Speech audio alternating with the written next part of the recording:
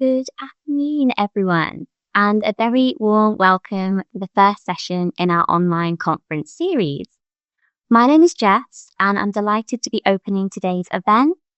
Today's session on mastering student engagement brings together a fantastic panel of experienced practitioners that will be sharing their insights and experiences on how we can engage our learners. Now, before we dive into the discussion, I'd like to introduce our four panelists who each bring unique expertise and perspectives to the conversation. So first we have Philip Young, who is the head of online learning here at BGU. He is an experienced leader with a strong background across secondary, FE and HE sectors. Emma Fay has a degree in education and SEN. She is a primary school teacher and aspiring leader with extensive experience working in inner city schools. Steve Penny has a wealth of teaching and leadership experience. He is currently working as head of sixth form and is passionate about student engagement, professional development, and distance education. And finally, Fiona McManus, who works within the TESOL department here at BGU. She has over 3 decades of international teaching experience, including 18 years in Hong Kong, bringing a global perspective to the conversation. Now, before we get started, you'll see that there is a Q&A function available in this meeting. Whilst the panel is speaking, please do feel free to contribute any thoughts, reflections, ideas here with each other. You can also post any questions that you have for the panel in that Q&A section, as there will be points where we can pause and bring your questions into the conversation. So I'll hand over to the panel to begin the conversation. Thank you again for joining us. I think we've got quite a diverse panel here in terms of the current roles that we have, which hopefully is going to lead to a really interesting conversation covering, primary, secondary, sixth form, HE, and even online. So hopefully something for everyone is the idea, and we'll try to get some practical strategies that can be useful for everyone watching, and so that we can basically share ideas with you, and hopefully you guys can share ideas with each other and ourselves as well. And so I thought I would open up the conversation between us in terms of the topic of student engagement with why do we think student engagement is an important topic for our specific context. So panel members, who would like to start first? Why is student engagement an important topic for your specific context? I don't mind. So my school is an inner city primary school with over 450 children, 28 different nationalities, 20% SEN, 67% EAL. And we know for our children, because of the social deprivation in our area, the working class families, the lack of English language in the household, actually school is where they're going to get all their fundamental skills. We prepare them for the wider world. So actually it's really important that they're so engaged in their learning at school, because we can offer those extra activities and insight to the world, basically what they don't get at home. Cool. I don't mind following on from that. Interesting, really. A lot of the students who go to Emma's school will come to us, so they follow that through.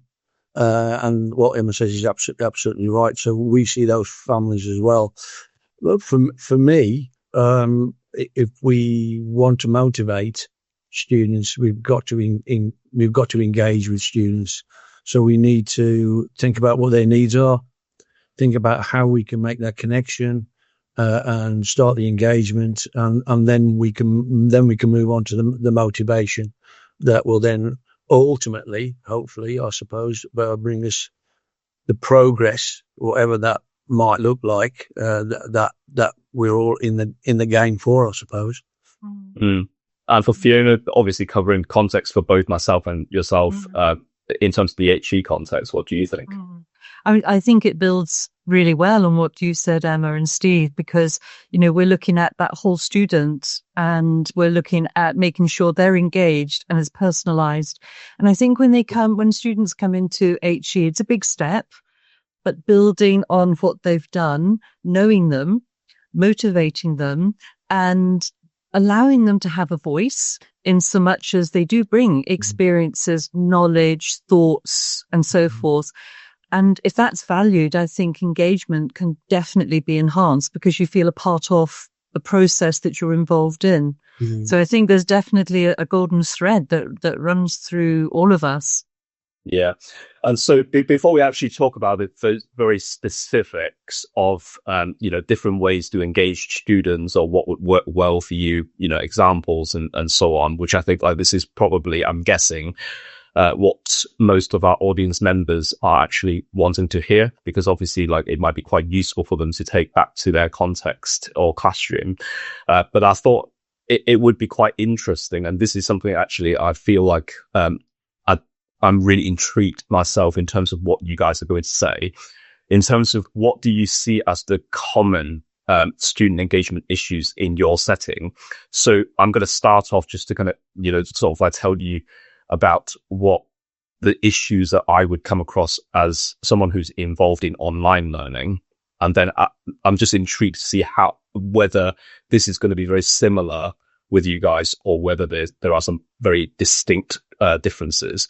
So my current role as head of online learning and the previous work in developing new online programs, one of the challenges for me really is about anticipating what could affect engagement, kind of almost before you kind of do anything, because, for my work, it's quite front-ended or front-loaded, sorry. So that it's always you have this plan ahead without the privilege of being able to react in a situation where, I'm not in a classroom teaching someone. So I kind of have to know what might happen or what might affect their engagement. So that it's something that, I can almost plan for all these different scenarios. And online learning itself is obviously quite notorious for poor engagement. Don't know if you guys could agree with that, statement. Partly probably because of the remote nature of the learning itself, and also quite isolated, I guess. And so, but because of the nature of these postgraduate programs that I've been involved with, which is adding another dimension, is usually very independent. And so the issue could be students don't engage with the content at all, or they don't engage properly. And so that it could mean that they produce something that doesn't really meet the requirements that we expect from them. And because with it being quite an independent kind of way of learning, or that kind of expectation, by the time, if you're not careful, by the time you kind of know what the engagement issues are, or if you were to find that actually there are engagement issues, it could be already too late. They might have already failed that module, for example. And a lot of them also work alongside the study as well, because with it being postgraduate, and so they've limited time to engage to start with. And so personally, the engagement issues in my setting, and particularly relating to my role, are things like misconceptions, superficial learning, which is not great for postgraduate study, and not participating in activities because they might not value it in the first place, or they just haven't got time, or they don't know how to, or they feel, like if it's a little bit difficult to put themselves in that situation, that kind of thing, and non-submissions and fails. So these are the issues that I encounter quite frequently. And so I'm just wondering what's about for you guys? What are these issues? Are they relevant to you, or do you have something that more unique to to primary, secondary, sixth form, or undergrad? Emma? Well, we trialled the online learning during COVID, and we found for the demographics of our school, actually the engagement for the children was really poor, and we resorted into delivering paper copies around around the area. A lot of children didn't have access to devices because, again, the social economic background, or they didn't have actually the knowledge of how to use remote learning and navigate how to access learning. Again, the lack of engagement, children would just be on the screen but actually not take into consideration anything you're saying. And certainly now that we're back in the classroom, we can certainly see those gaps in learning because of the disengagement when we did try online learning during COVID. It's not something we use now, obviously, but for us in a primary setting, we found that we're very restricted by the national curriculum, as I'm sure many educators will agree. And that certainly has a massive impact on pupil engagement. So we try to link the national curriculum. Obviously, we've got to follow it, but try to link it as much as we can to meet the needs of the cohort of the children we have that year. We also find that passive learners in the classroom, again, for the student engagement is very poor, and the lack of resilience and growth mindset in the children. They do tend to have this "I can't do it" mindset. So we believe that's something that we need to immediately address to then ensure that we've got that pupil engagement, to ensure then learning happens in the classroom. And we're also, Steve, if you have similar children that come from my school, we're very aware of the home life and the social background, and that for us has the biggest impact on pupil engagement. It affects their self-confidence, self-esteem. They can't focus in the classroom, they can't engage in the learning if their basic home needs are not being met. Yeah. Okay. So interesting, Emma, because I think it's easy for us to forget that bigger picture, right? It's not just our actual teaching. With the students I'm teaching, so within, university context, I mean, obviously they're adult learners, but as people, they have challenges. A lot are working. There isn't perhaps the same spread of digital poverty, but digital poverty is still a real factor in the world, in our teaching.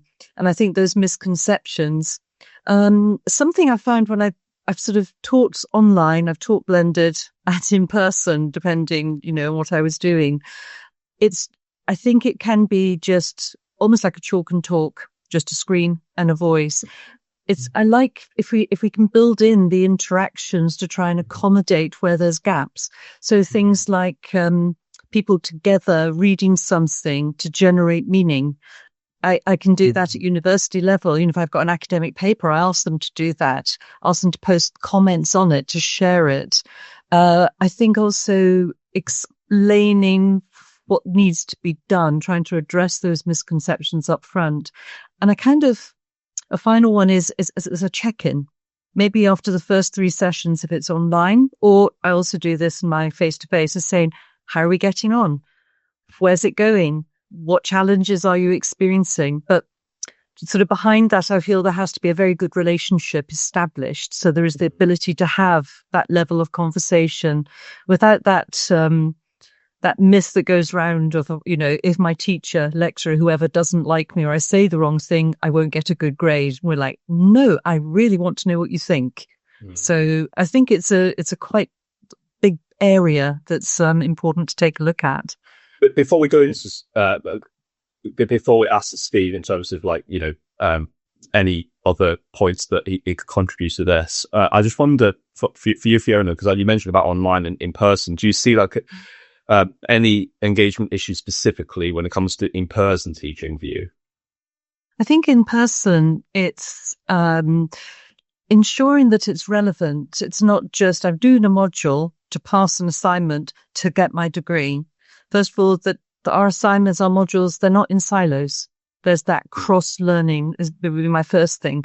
And I think the second point is involving the learners as stakeholders. I mean, I'm not constrained by curriculum in the same way as you are, Emma, but I'm constrained by their assignments and all sorts of other things. However, I can still ask them. So within one module, I do discourse analysis. Now, it could be monumentally unexciting, pure theory driven, etc. I am very biased because I love it. But what I really enjoy is when we first meet is going through what we think it is and it isn't, but saying to my learners, what would you like to analyze? Is there something?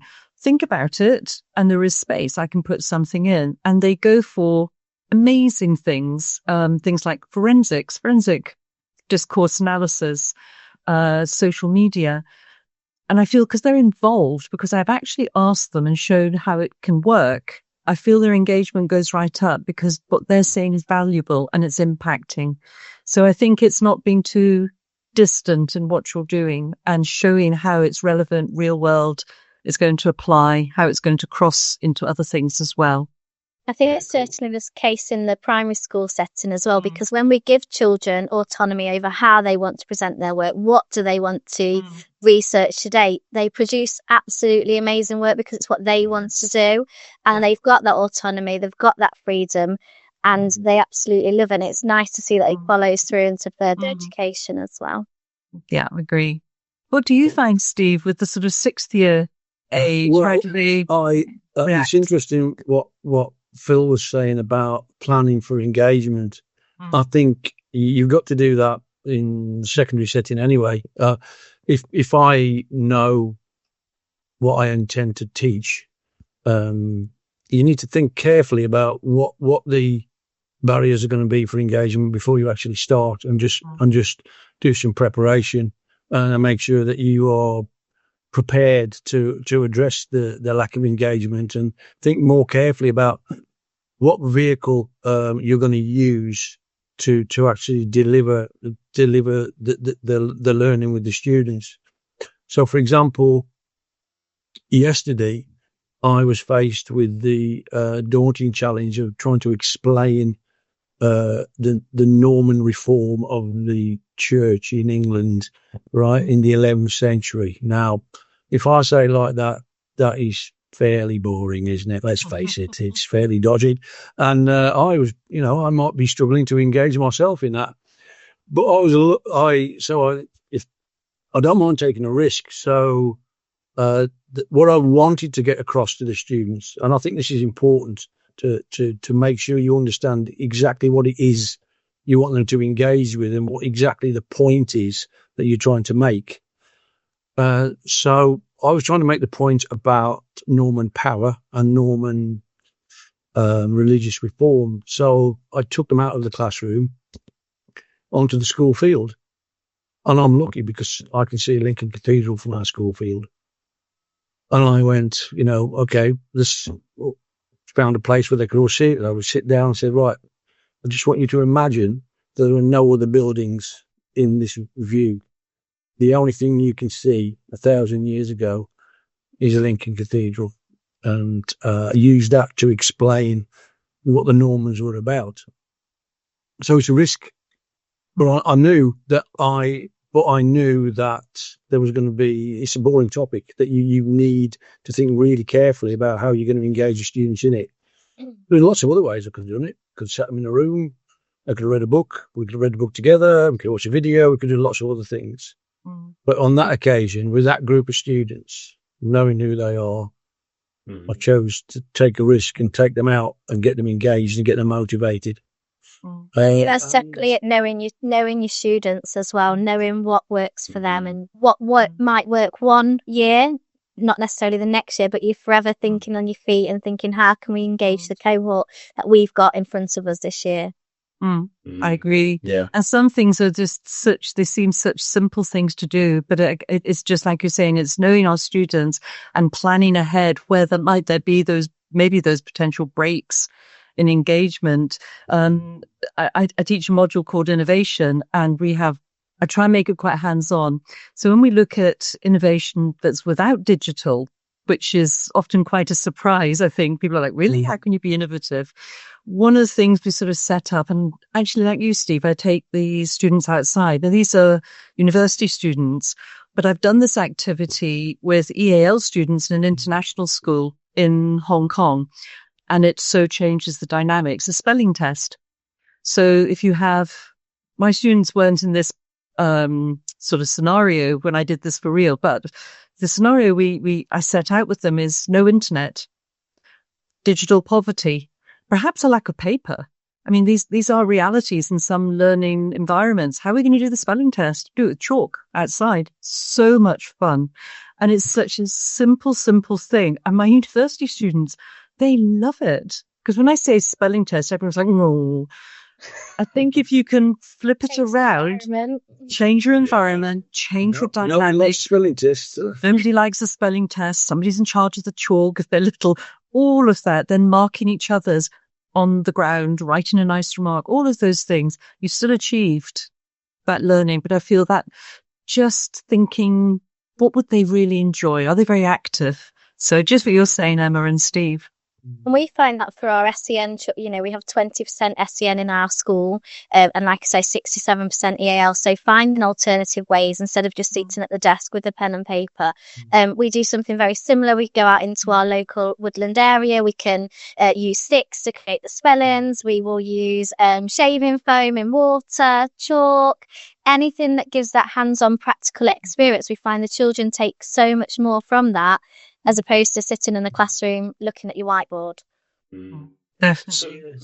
So I think here, actually, it's really interesting because from what you're saying, it sounds like if there is some kind of framework kind of emerging, which I'm going to share with you guys and see what you think, whether you think like this captures it or not.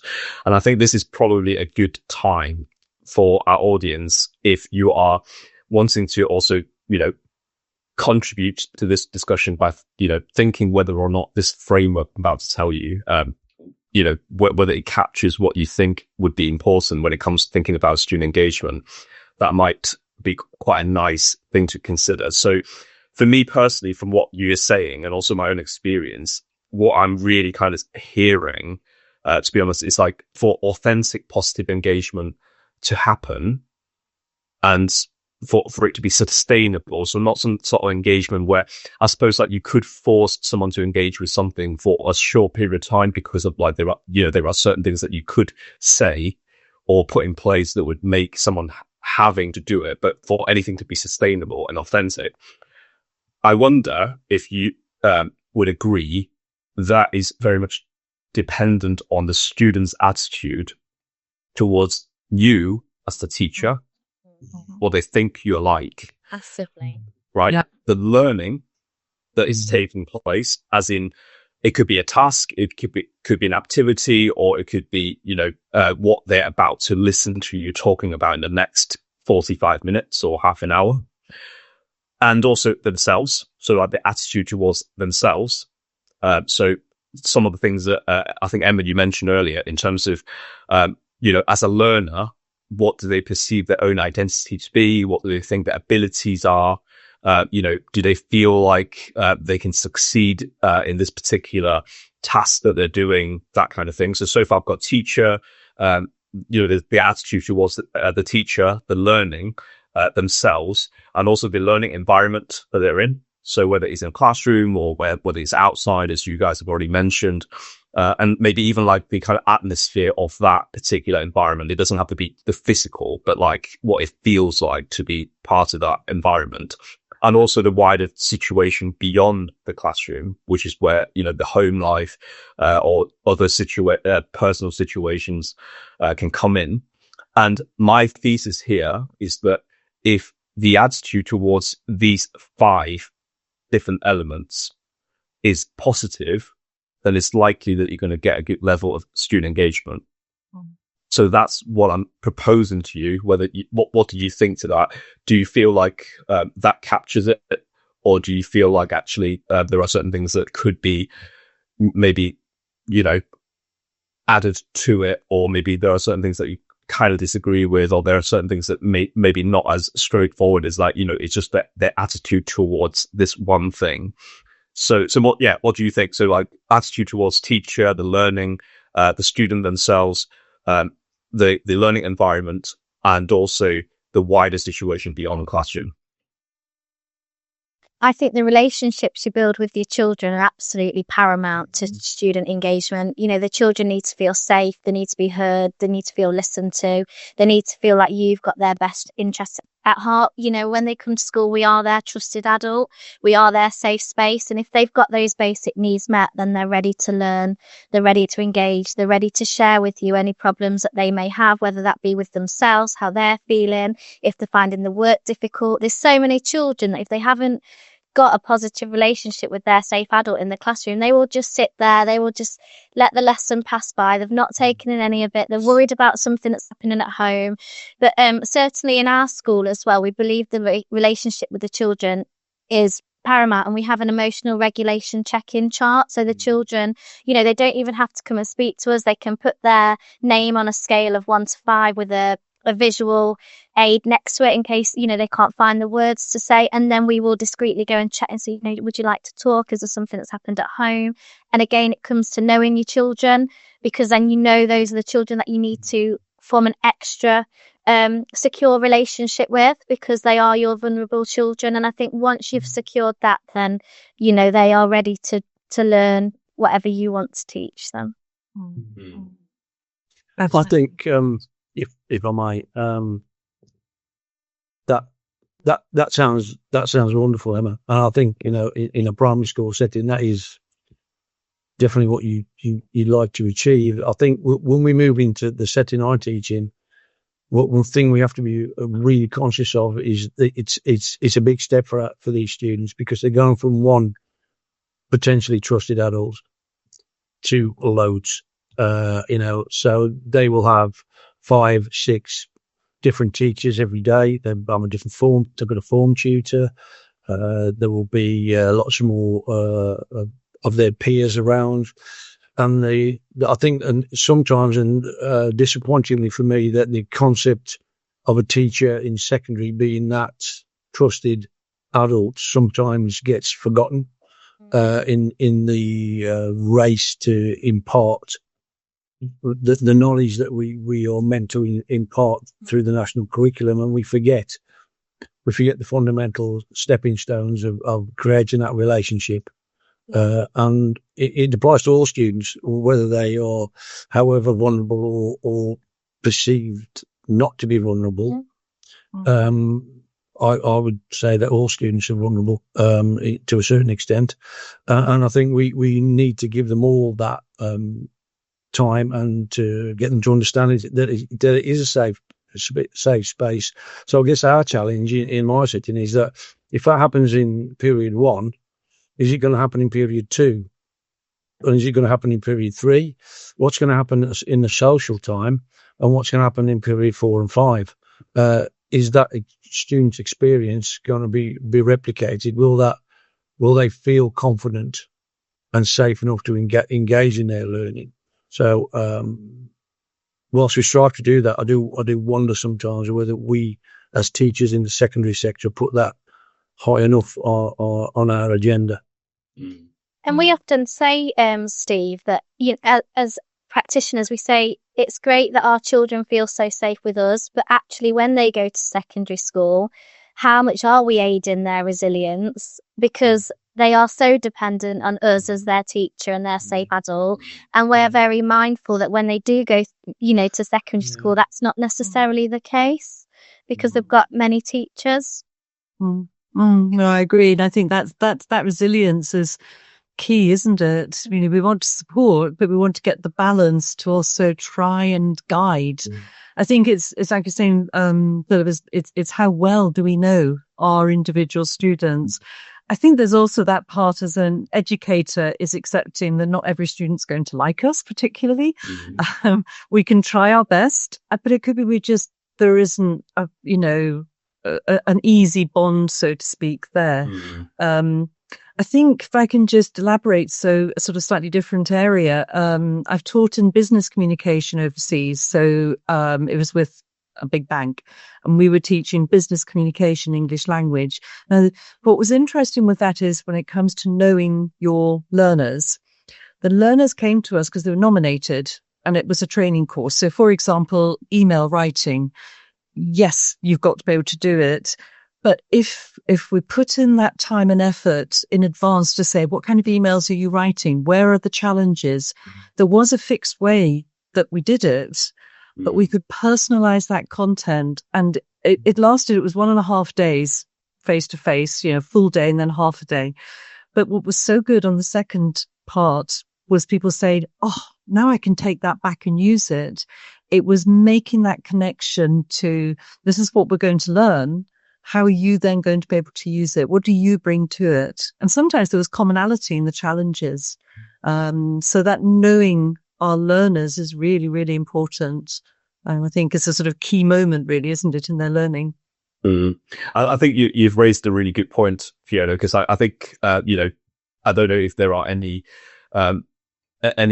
people in the audience right now that, you know, are quite new to the career. But, you know, for many of us, when we first start, and I certainly made that mistake myself when I first started in a secondary school, is that you kind of really want to be liked by your students. And there's like this thing, and obviously, like, especially when you're a little bit younger, when you first join the profession, it's like there's like this temptation to be their friend, which makes it kind of difficult, obviously, because like it's not possible to be friends with all of them. But like, actually, that's not a good strategy anyway. But then what I think, having sort of like spent a number of years in that sector, you soon realize that you cannot ever be liked by everybody, like in terms of students or even staff, I suppose.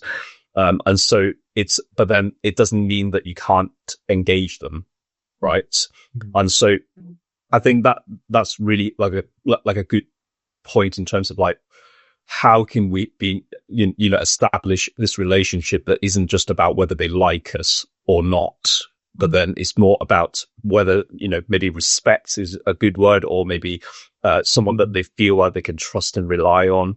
Again, that could probably be quite a good word to replace the word like, you know, because like, you know, some people might think like, I don't really like this teacher, but I do respect what they say, or like, you know, I do feel like they can offer me some kind of value. And I think that really leads quite nicely onto something that I was thinking about in terms of engagement, because I think, again, because we are all from different, or working in different sectors, and in the audience there are also people from different sectors. I think it's quite an important thing to think about what engagement actually means to us, right? So what engagement means to a student that is in my group would probably be quite different to you know, what engagement looks like, or what it means to Emma's class, right? And so I thought maybe like just to kind of like bring it together to think like if we could kind of establish some kind of common ground in terms of what we think engagement really is, so that we can then offer any kind of like recommendations regarding what should be done or what could be done to make things better, that kind of thing. So to me personally, again, this is like, you know, up for discussion, obviously. And again, to the audience, if you want to add anything to the Q&A, please do. I think at the most fundamental level, engagement is about getting student to pay attention in some way, right? And so that you can get that what I would refer to as a teachable moment.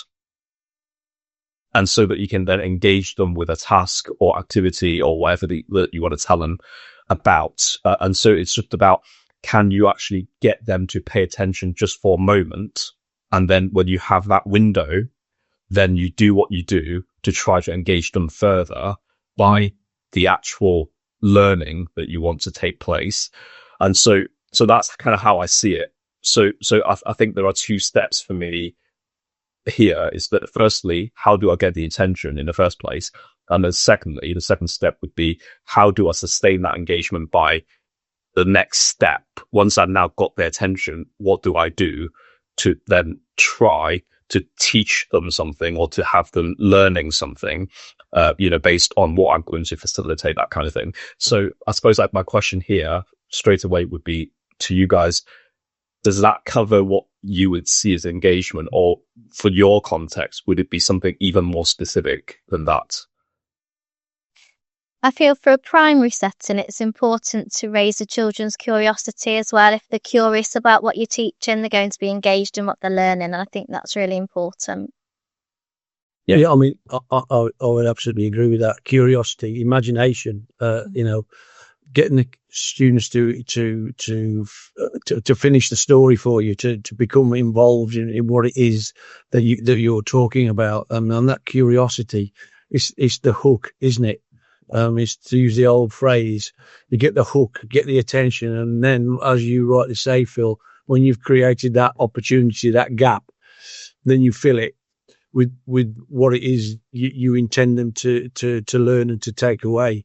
But in some ways, they don't even realize that they're doing it, because if you can do it well, you can hook them in, and before they know it, they're learning the things that you want them to learn, and it's not an onerous thing for them. They have no chance to switch off. So I guess energy is important there as well, if I might say that as well. And I agree totally. And I think it's when learners are older, it's finding the things that are going to be the sort of moment where somebody goes, "Oh, that's interesting." I think what I sort of try and keep in my mind as I've got older learners at the moment is also not everyone shows me paying attention in the same way. So I need to add that alongside so I can engage. And I totally agree with energy, also enthusiasm. I think if we ever have anyone teaching us something and clearly they're not that interested in it, or it's like it's the 23rd year they've done the same module, whatever it is, we're just like, really? Yep. And it's really hard to sustain that energy. But I think if we can sustain the energy and our interest in what's coming out, keeping in mind that attention can look different. Yes.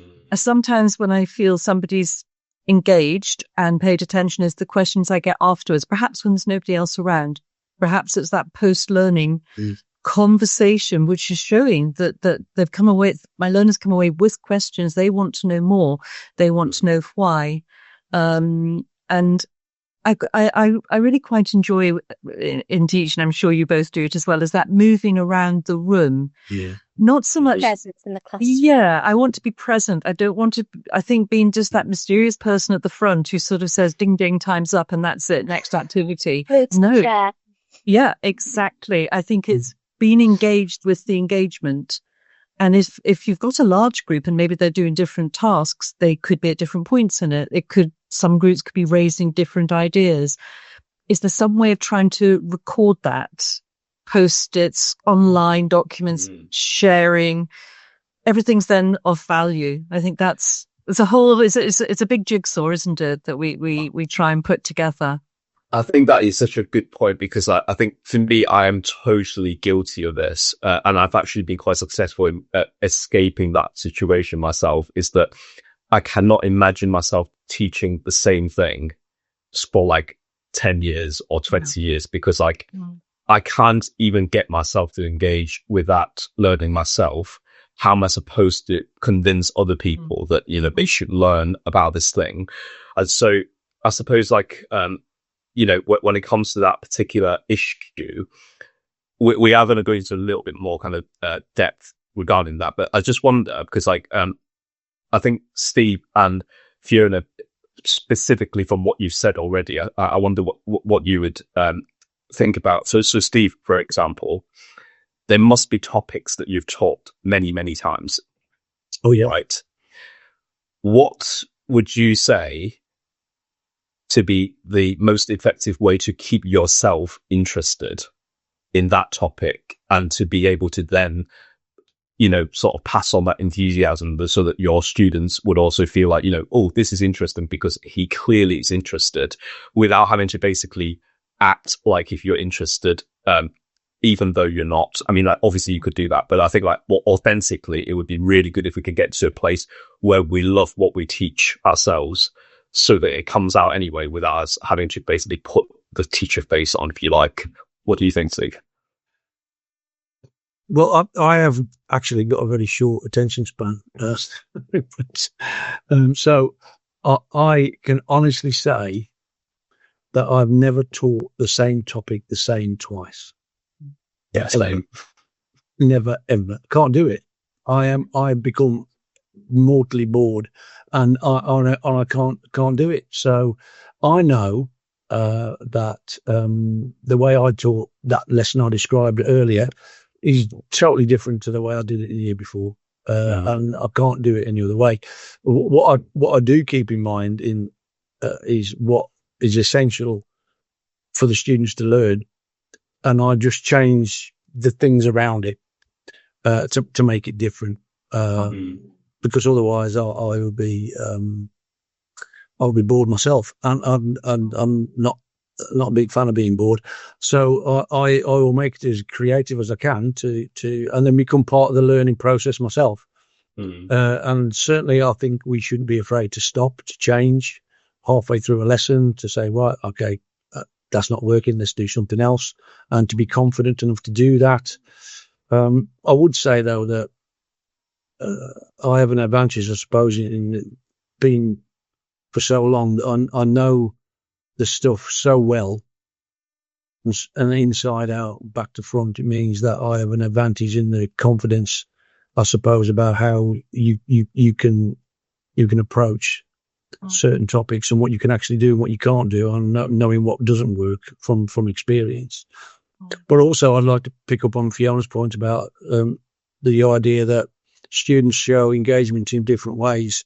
There are a number of students I teach at the moment who are very reluctant to answer questions and ask questions, but I know that they are totally engaged, because there's evidence for me to see that in the things that we write down and the assessments that we do. So they don't feel like they need to demonstrate that engagement all the time to me. And I won't push them because I can see that they're engaged in it in their own way. So I think there has to be a balance in the kind of activities and the hooks that you provide, so you can cater for everybody. I guess it goes back again, Phil, to that point about knowing your students. I mean, a colleague of mine many years ago said to me that you've got to teach the students that are in front of you, not the students that you'd like to be in front of you. Yeah. And I think that is really important, really important. And, and I think if we bear that in mind, that's really helpful.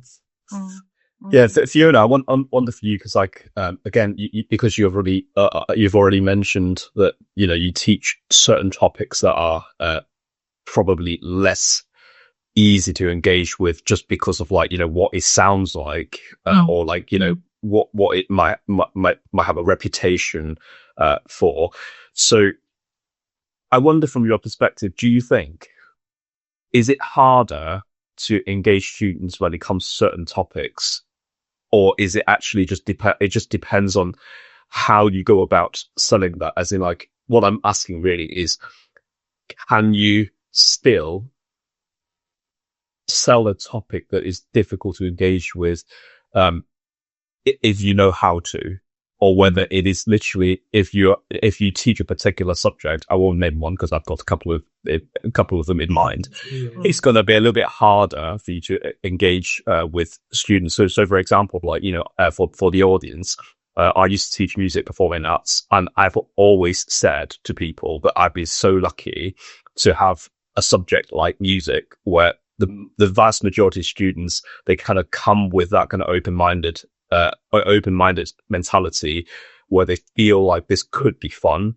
this could be interesting, this is related to my hobby, that kind of thing. And so sometimes I feel like I almost don't have to try that hard. But I just wonder, from your perspective, whether it is, you feel like it is something that once you know how to do it, then you could sell a topic that is, potentially quite difficult on paper, but actually still, quite effectively.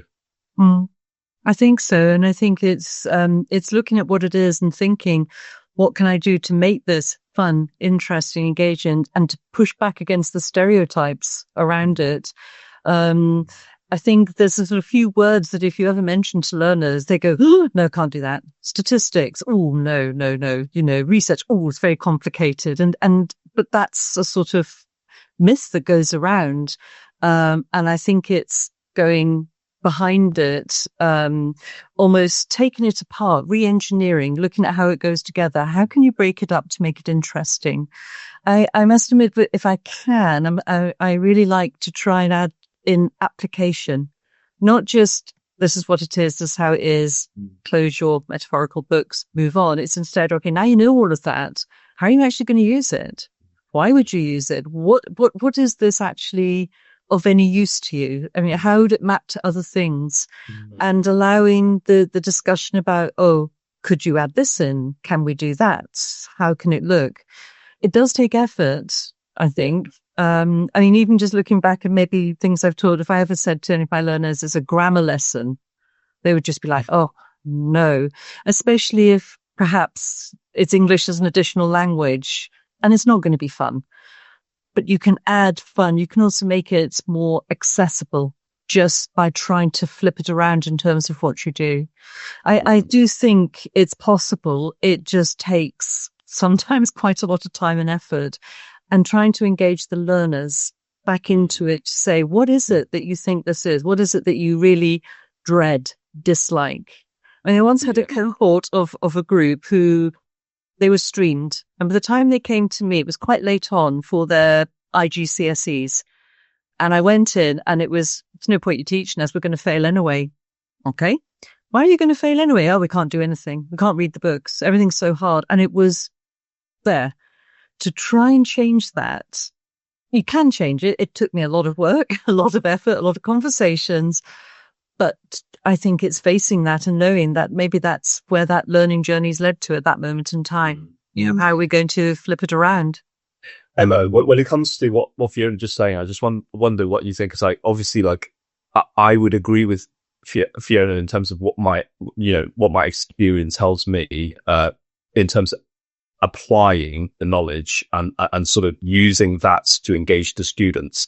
But then, some models out there can kind of put that as like some kind of higher order thinking skill type of thing. And so I wonder, does that, from your perspective, does it have the same value or not? Yeah, certainly. We try as much as we can to allow the children to apply their learning to a wider setting or outside of the classroom.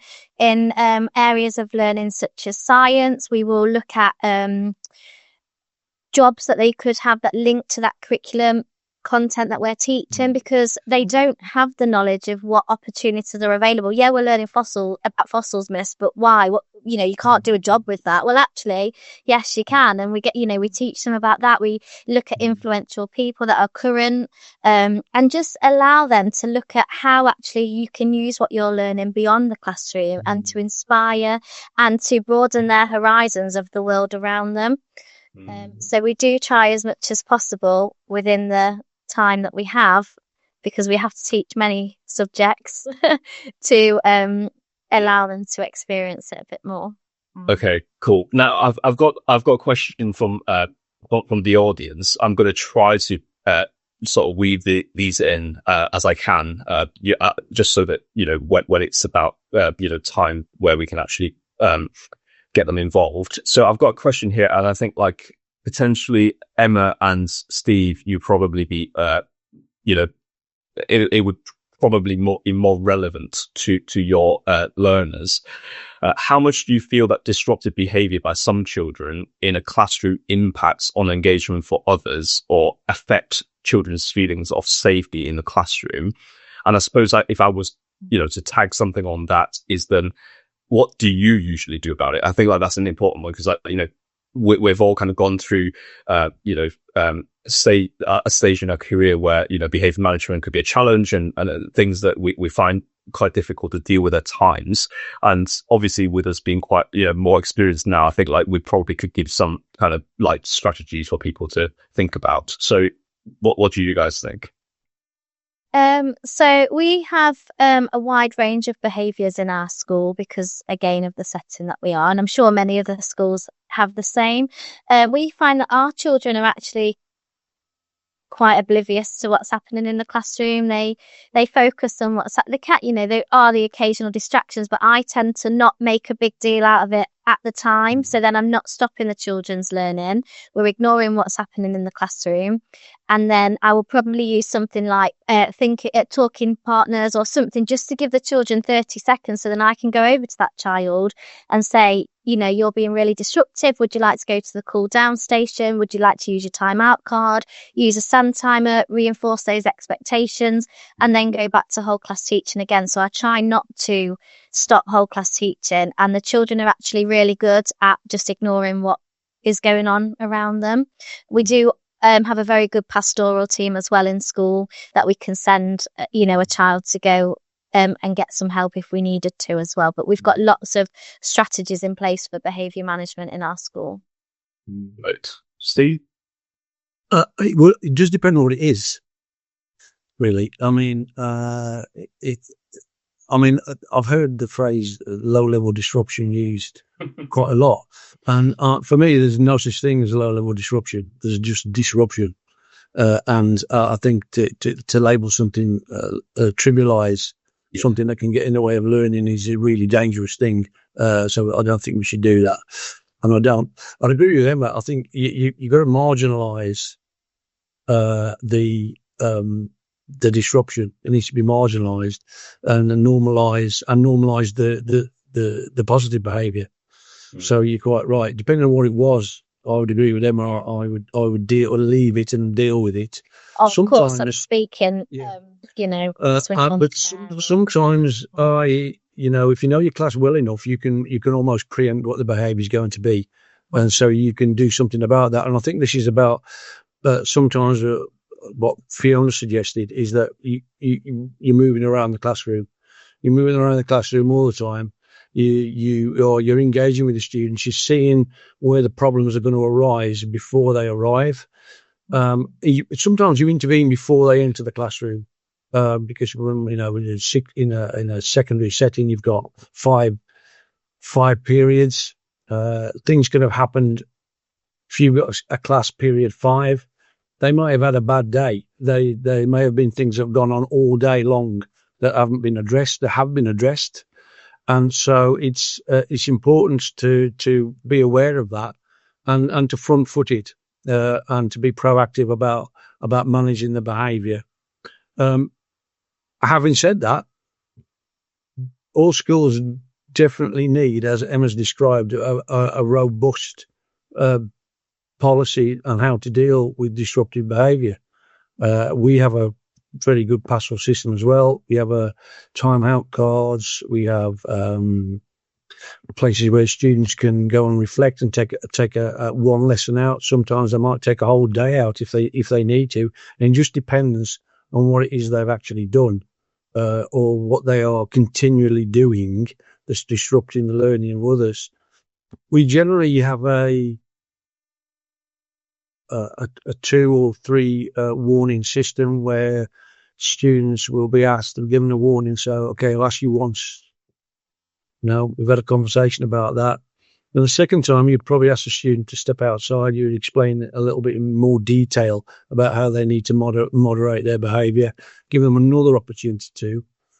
And then if that doesn't work, then we sometimes, reluctantly, the student needs to go and reflect on their behaviour. However, I must say that I've done that once this year. Yep. I think I can relate to that very much in terms of, like, once you've got a routine going, you've got expectations set.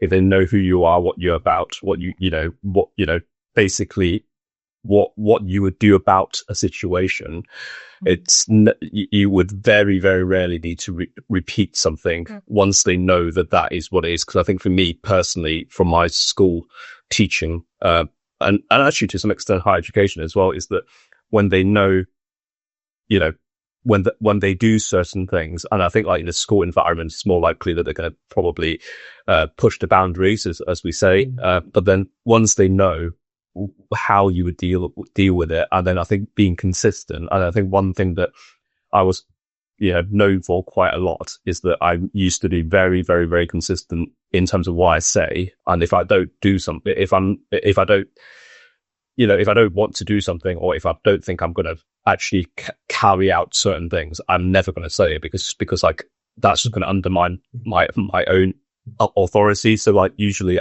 if I say this is what's going to happen, regardless of how hard it is, I'm going to make sure I follow through and just sort of make sure that they know any consequences based on their choice. And I think that was another thing that works really well for me is you do give them a choice, and then when they make that decision, then it's down to them to then to choose which one they want to choose. And then if they choose the one thing that has some kind of negative consequence, then at least they kind of knew that was the case, and then they wouldn't actually be that bothered about the consequence because they knew that was the case. Now, before I ask a question which is related to more Fiona, what you do, I'm just going to follow up with something that has come up for Emma specifically. Do you follow a set lesson delivery or change it depending on the subjects that you teach?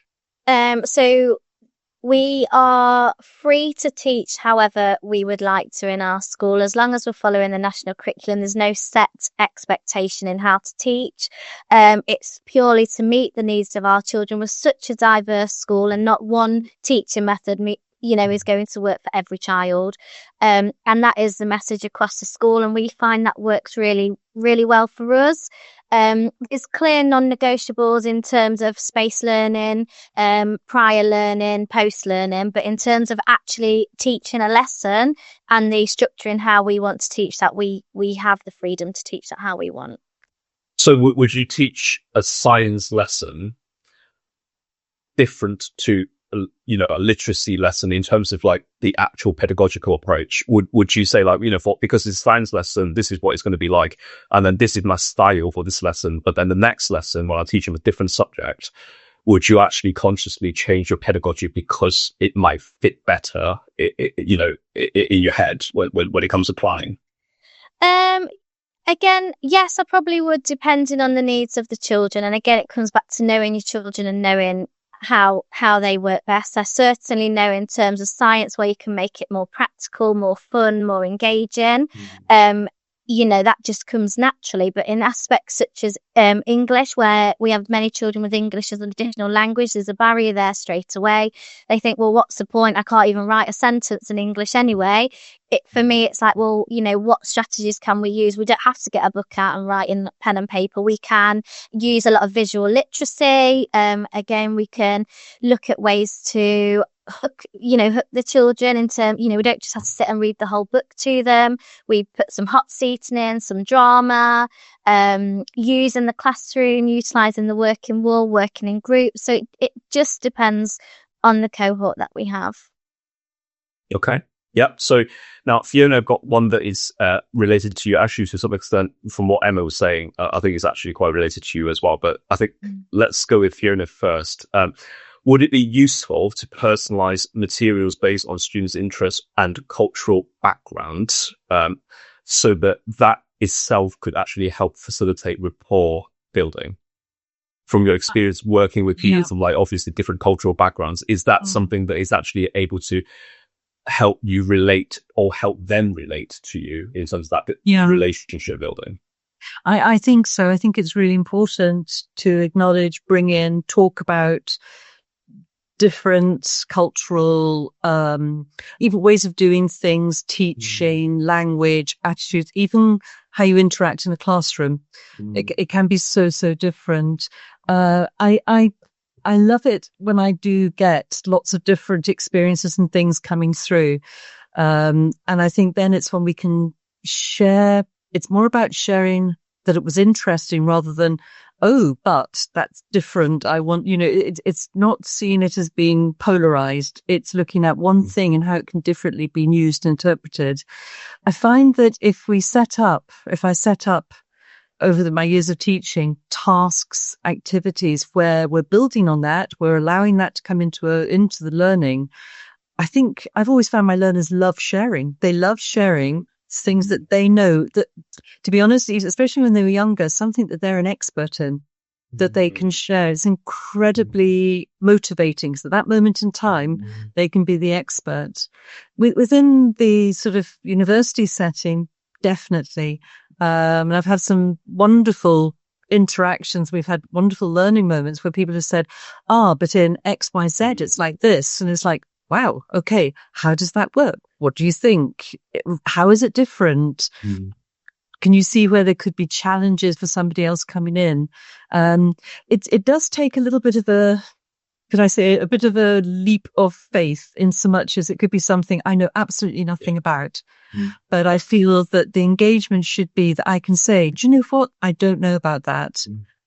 Because I don't want to be the sage on the stage, as they say. I want to be the guide on the side, bring in the different information, and let's make of it what we can, rather than me just having this one area that I'm just going to stay within. It's great that the children see us say, actually, oh, I don't know about that. Why don't you tell me about that? Or let's look at and explore that together, because that's such a beautiful moment in teaching as well, being able to do that with your students. Yeah, definitely. And we have the same in terms of using our children's culture. So, as I said, we've got 28 nationalities, and we celebrate every child's nationality. We have language of the moment, so they can share how to speak in their language. We answer the register in different languages. Each class chooses the culture to explore for that term, that year, sorry. So we're doing, my class are doing Nigeria this year, because I've got about 8 Nigerian children. We invite the parents in to come and share their culture. They've come and cooked jollof rice with us. They've made a present. And you find children are so passionate about where they're from. And actually the other children in the classroom learn so much, because the children from that country are just so immersed in their own environment. They feel like they're at home, and they want to share everything. And you allow them to be the teacher and stand up at the front. Oh, teach us how to count in your language. You know, how do you say hello? What's your basic greetings? And it's a really beautiful moment to see all children engaging and learning from other children and their culture. Definitely. Do you know, Phil, that reminded me of the school we visited in Amsterdam, where they regularly have the whole families in and they cook the meals. Oh, yes. Do you remember? Yes, I do. And I thought, well, that's fantastic. What you know, that Emma, that doesn't happen at secondary school. I'm afraid, as often as it should. It would be really nice if we could bring some. Well, actually, listening to you, well, it reminds me of all the things that somehow we don't pull through from Key Stage 2 into Key Stage 3, and I'm sitting here thinking, well, why are we so obsessed with this body of knowledge that we think we need to impart to these students in Key Stage 3? Why are we so obsessed with that when we could be doing so much more interesting and fulfilling things sometimes? God, that was a bit controversial, wasn't it? Anyway, you know, can I come and work at your place for a couple of weeks? I'll really quite enjoy that. Yeah. And I think, you know, we are very much about attainment, and, you know, every educator is about attainment, but it's really important to celebrate children's progress, not just the attainment, and actually the whole child themselves. You know, they flourish when they can just be themselves and they feel valued and they feel heard. And we try, you know, it's really daunting coming from halfway across the world, not being able to speak the language, suddenly sitting in a classroom where, you know, it's completely alienated to you. So we really try our best. And for us to be able to have that parental engagement as well, we found it's really important that we acknowledge and celebrate their culture as well, for them to feel welcome by us. That's really important. Yeah. I've got a couple more here, just to kind of like bring more question in, because I think like this is probably, you know, I can talk to you guys all day, but I suppose like, you know, this, I would really like to add value to, you know, to people attending, you know, spending time listening to us talk. And so, I think this is an important one. There's a comment about engaging student and how, a member of the audience often find that pupils have the answers already. And so, you know, with the right prompts, they can then own the learning. I think like that's such a good comment, because of like, I think questioning is such an important thing for engagement. I'm very, very biased because for me, my own pedagogical approach is very much based on questioning. I often ask more questions than I actually answer. And so for me, asking the right questions and going back to what Steve was emphasizing earlier in terms of curiosity, I think that's such an important tool. So like if you're asking certain questions, one, you can get them to think about something that they didn't think about before.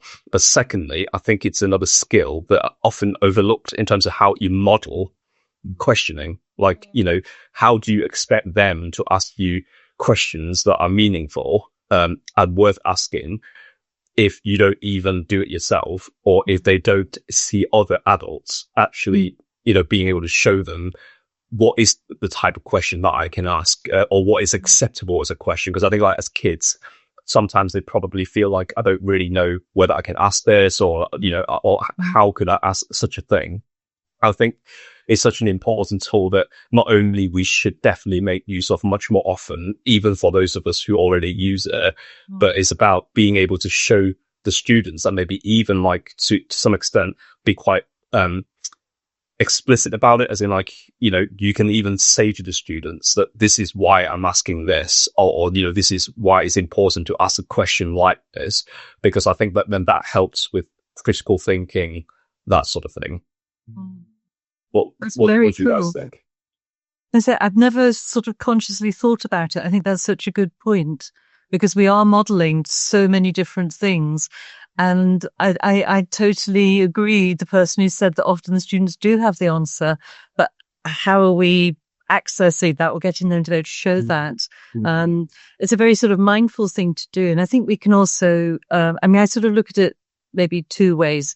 From an EAL perspective, I'm aware of grading my questions so that the person is able to show me what they know. Yeah. Which I can imagine with all your language backgrounds is, really important. I think it's easy for us to sometimes forget how important that kind of modeling is, and that it can also be two-way. The question should come back to us as well. And I guess when they're smaller, our learners are younger, is learning, as you said, Philip, the appropriacy. Is it an okay question? How am I wording it? And as it progresses through, being able to use those strategies successfully.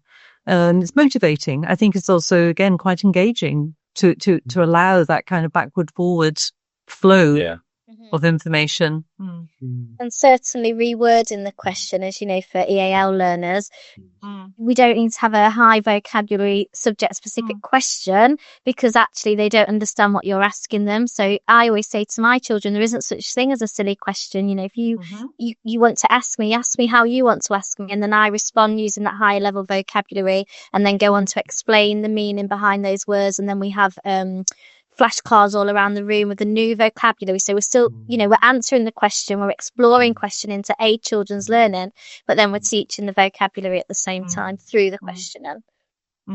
I think that questioning is a really undervalued and underused skill for teachers, and I think we need to revisit it. We could probably do a whole session on using questions and answers effectively. But and I've run training sessions specifically on that with my colleagues about what questioning is, what it should be, what it shouldn't be. Shouldn't be a filler, for example. The amount of times I've seen a question being answered, and sometimes the teacher doesn't even listen or acknowledge the reply, sometimes in really bad situations. I think that questioning can become it's a diagnostic tool for the start of the lesson. As you said, they already know it. What do they know? You need to find out what they know, and then there's lots of other kinds of questions, aren't there? And sometimes you need to plan your questions out. Why are you asking that question? What is the purpose of asking that question?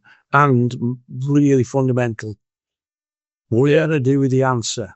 What are you going to do with the answer? Because the answer might not be the thing you expect it to be. It might be exactly the thing you expect it to be, but you've got to listen really carefully to the answer, because that's a window into what the students around you are thinking, right? And then it will allow you to find your way through the topic in lots of ways. What do I need to do next? What misconceptions are out there? So I think it's really underused, undervalued, and needs some attention.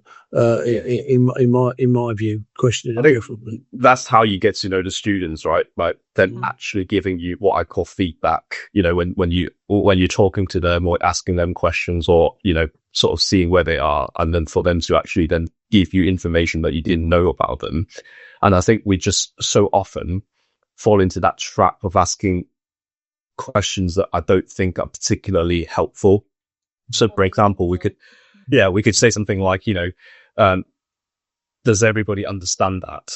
It's like, no, hardly anyone's going to sit there and put their hand up and say, like, no, I don't understand it in front of everybody else. That kind of thing. It's like, there are even if that was a legitimate question, you could ask it in a way that is actually going to give you more meaningful feedback.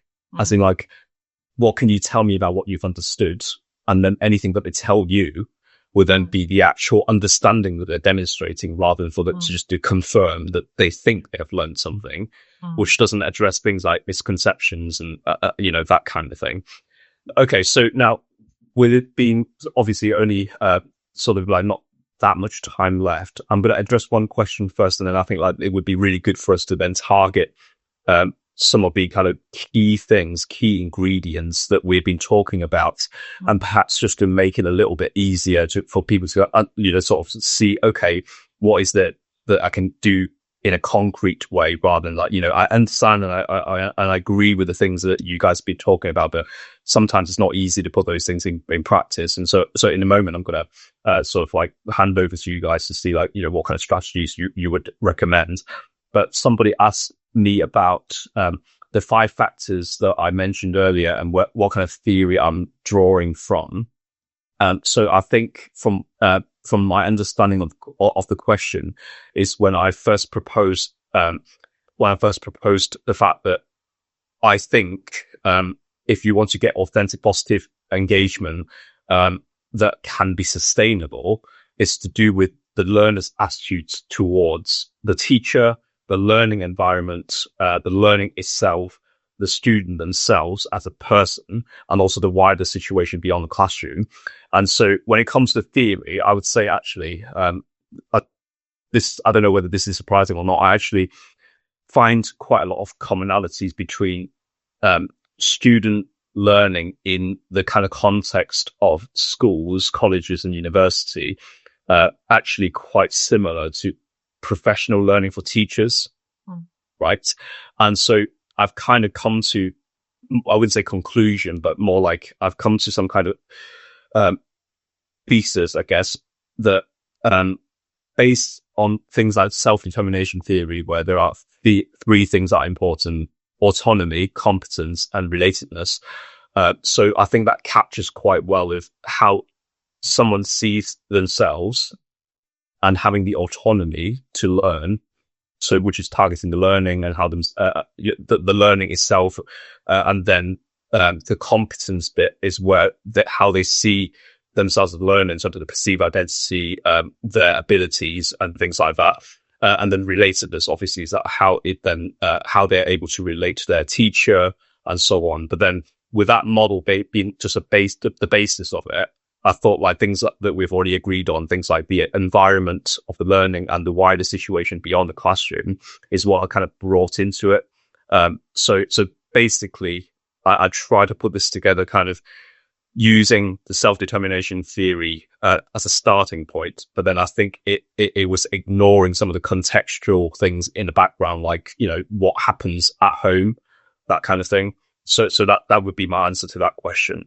Now, when it comes to addressing some of the kind of more key strategies that we can offer the audience, I think some of these things that we said earlier was clearly really important, because we all agree, for example, how something is relevant to a learner and to engage them in that way. I definitely agree with that. And the way that I think is a very good tool for us to be able to make sure that students can see like, oh, this is relevant to me, is that we actually consciously tell them why we're learning something and how it relates to them.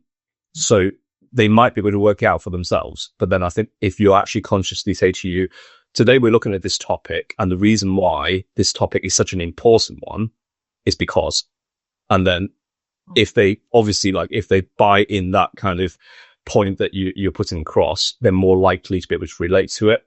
And so yeah, that would be firstly what I would say, one way to get some kind of sense of relevance for them. And what do you guys think? Well, if I can answer this from a sixth form point of view, you're right, Phil. It's got to have some meaning. That they must see the big picture. Why are we doing this? Well, we're doing this because it's a body of work, and we need to sequence it for them. There's going to be 4 lessons. We're going to look at these 4 things, and it's leading us to this point. And this point is where I want us all to be at the same time. So we can then, if we need to do an assessment or we need to test the learning that's taken place, that's when we're going to do it. And I would share that with them specifically 4 lessons before they actually get to that point, or 5. So, for example, if it was an essay question, we still do essays in history, believe it or not, and sociology. Can't get away from it. I would show them where I want us to go. So we need to be in a position where we can all confidently answer this question. And then I would go back, and then I would start building the body of knowledge that takes them to that destination. So they can already see how the knowledge is fitting together to lead them. And we've got a shared understanding of where we're going and why we're going.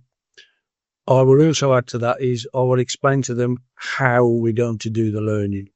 So it might be that we use some kinds of software sometimes. Sometimes there might be some discussion. Sometimes they might do some presentation. Sometimes it might be the old-fashioned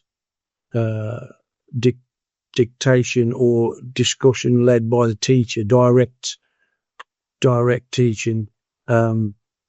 For example, I've got some of my year 12s are using Clipchamp at the moment to put a body of work together to discuss something that is really quite dull, and that is whether England was governed properly in the 1540s. I mean, come on. I mean, who cares? I mean, no, I do care. But if you ask 3 people in the pub, they would go, "Yeah, what do you want to drink?" They're not going to talk about that. Oh, they don't want it.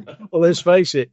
However, these guys are dressing up. They've scripted it. They've done everything perfect the way I wanted them to do it, and they know why they're doing it. So that's the hook as well. We talked about the hook. Yeah, that's the hook. They've got the same for an art setting. Yeah, they bought into it, and it means something to them because they know why they're doing it. Yeah. Yeah, I think any other thoughts? Yeah. Sorry. Yeah, totally would build on that. I think it's really important to say or to make it clear why you're doing something. And I guess our challenge perhaps in higher education is but will I need it for the assignment? Will I need it for the assignment? And I get it, because there is a high stakes outcome. Sometimes I will preface things with, you don't need this for the assignment, but it's really interesting that we'll have a look at something. But I think bringing it back to what it's going to be used for is really, really important, because you need to show that you're mindful of that outcome that does need to be fulfilled. And something else to add in, I guess, just 2 tiny things, is that idea of feedback and feed forward. As educators, we're great at giving feedback and feed forward. We don't always solicit it, and it's tough. And it does take again a little bit of a leap of faith to ask, but what comes back can be incredibly useful. It's how we put that together in terms of what we're asking. But also, I think the learners building knowledge. So I've done it different ways. It depends on my students and how we're doing things, but things like having a chat board where I've got some questions and I just simply say, have a chat. Let's see what you get on here. Share your ideas, share references, In innovation, we've had a chat running where people have shared all the different innovative digital things they've come across, used, enjoyed. It's phenomenal. So I think it's that it's making it real, making it clear why you're doing it, and allowing the involvement alongside of whoever's leading it. Okay. Now we've got a couple more questions that are more specific, which I'll come to Emma and Fiona, because I can see a couple that are specifically for you. But then I think for me, which I think we've already alluded to really, as I think, again, I'm probably biased when it comes to my research interest. And what I'm saying here is that I think creativity plays such a big part in being able to engage students, in terms of giving that voice to have self-expression. So if you give them something that, an opportunity where they can create something, like Steve using Clipchamp for them to actually create something that they can own. Like it is that they have ownership over that piece of learning that they can be proud of, and they're accountable for that piece of work because it's theirs. And I think that really tends to go really well, because like one thing that I say to my students a lot, probably, I don't know whether it's a controversial thing to say or not, but like for my MA students, I usually say, if you find this MA boring, it's because you have made it boring yourself, because like this MA is literally for you to choose whatever you want to look at and however you want to find the answer to these questions that you have. And so it's just one of those things that when you can give them that ownership, you can pass over that ownership for them to feel, independent and having the autonomy, going back to that kind of self-determination theory, that really helps them feel like, this is my learning. This is something that I want to engage with, regardless of what's going on around me. But then when it comes to creativity, I think a little bit of novelty, I think that's really important, giving them some kind of unknown that they don't really like. They don't know what quite to expect from you, to get a surprise from you in terms of what you're doing. Because when I used to teach in school, I never ever told my kids like what you're going to learn next lesson, because like then they come with that curiosity, like what are we learning today, sir? And then when they find out, they're going to be so much more kind of like, oh yeah, that's really cool. But whereas if I tell them like a week before, they've already had a week to get used to the idea that I already thought about this boring, so for me that's quite an important thing, really. And then again, another thing that has been said already is about that kind of challenge and support side of it. I think when you pitch it right, where it's challenging but not too difficult for them to do, but then you've got the appropriate support mechanism within that lesson to actually then be able to help them to where they need to be. I think, then hopefully then they have that sense of competence, once again, going back to that model of self-determination theory, because they feel like they can do it, even though it is a challenge, so that it keeps their interest, that kind of thing. So, but anyway, as I said, I could see a couple of questions that were quite specific for Emma and Fiona. So when dealing with low proficiency learners, at what point does grading your language stop being useful in helping the student to understand what the instructions are or what the discussion is? And would that start to hinder their learning in terms of, what they're actually contributing? I think that's a really interesting one. I think Emma and I, we will grade our language, but we're coming at it from different ages, and different proficiencies, yes. But for university, for example, there is a cutoff on proficiency level. But I don't think if you grade your language at any point, it's not going to help. I think if you're mindful about how you're trying to ask a question and support and help, I think when it doesn't become helpful is when people pigeonize it, where they take out the actual language that's going to help with the understanding. But I think you can add in alongside of grading language, also ways to show it as well. It's not just about the verbal. It could be, when I've taught much younger learners, it could be that I've drawn something. If they were writing a story, if they didn't have the word, they drew the thing that they wanted, or they wrote it in home language, but we're still there. For my adult learners, sometimes EAL, English Additional Language, English for academic purposes, is not a very common way, of using English. It's a specific area, and there will need to be support with that. But I think that's the same for native speakers as well. So I would say we grade as is appropriate. We're looking at how we're going to support and how we're going to help, but we're not tied to just doing that. There's other things we can and should be doing alongside. Emma, any thoughts? I'm certainly in agreement with Fiona there. We're very much the same. We simplify our language where necessary to be able to understand the child and for them to understand us, but we certainly don't put a ceiling on our children's learning by the use of our language. And where appropriate, we will, use that tier 3 vocabulary. We have a lot of pictorial representations on all of our slides. That's probably an expectation within our school that, most of the children in our class are EAL learners, so we use pictorial representations. Where necessary, we'll translate it into their native language. We've got many staff in our school that speak different languages, and if we needed to, we use those, because quite often the children understand what we're asking. They understand that higher level questioning, but they just don't have that ability to answer it because they haven't got the English language. So it's really important to actually think, well, actually, what can I do then to hear what that child is trying to say to me, how they want to answer it, and put that provision in place. Phil, could I add something from my perspective as well? Because we do have to deconstruct quite a lot of complicated language codes. When you're teaching A level, there's a lot of complicated, and it is language. So we do need to deconstruct that to allow the students to access it.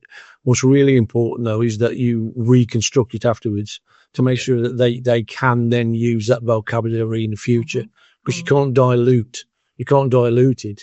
But what you can do is deconstruct it and then reconstruct it so that they have access to that level of vocabulary as well. So we would frequently do that in history, sociology, criminology, English. That would happen all the time. Yeah.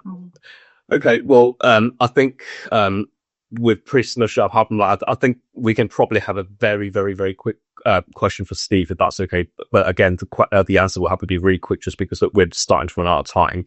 And so, because the fact that when you are teaching in the sixth form, or like the kind of sixth form key stage 5, it's probably quite relevant in the sense is that obviously, like, you would be very familiar with the constraints of the national curriculum or exam board, if you like. And so one of our member of audience is thinking what your opinion is when it comes to whether, or to what extent do you feel that the line between engagement and conformity would blur because of, like, the constraints that you're working within. But again, we only have very, very little time left. So if you could give us a very quick answer, if that's okay. Well, the conformity is making sure that the students have got the knowledge they need to pass the course. You've got to conform to that. I mean, and if you don't, you'll do them a disservice. So you have to put the reins on a little bit from time to time. The creativity can't rule riot. You've got to be able to understand that you are a stepping stone to their future as well. So you've got to make sure that you conform to what they need to pass your course, and you should never forget that. Okay, cool. Thank you very much. I think we're out of time, so I think Jess is going to come back on. Yes, thank you. So thank you to Philip, Emma, Steve, and Fiona for joining us today and sharing your expertise. I think I speak for everyone. It's been really valuable to hear your insights across the different sectors and to kind of notice how there's connections depending on no matter where you are. Thank you to everyone that joined us online. We hope you enjoyed it and appreciate your time. If you did enjoy this discussion today, we do have another online conference session coming up. The next one will be on integrating outdoor learning in a range of different settings. So do keep an eye out for this. We'll share the information with you soon. Thank you again. We hope you have a lovely evening. Goodbye. Thank you, everybody. Thank you. Bye. Bye. Thank you.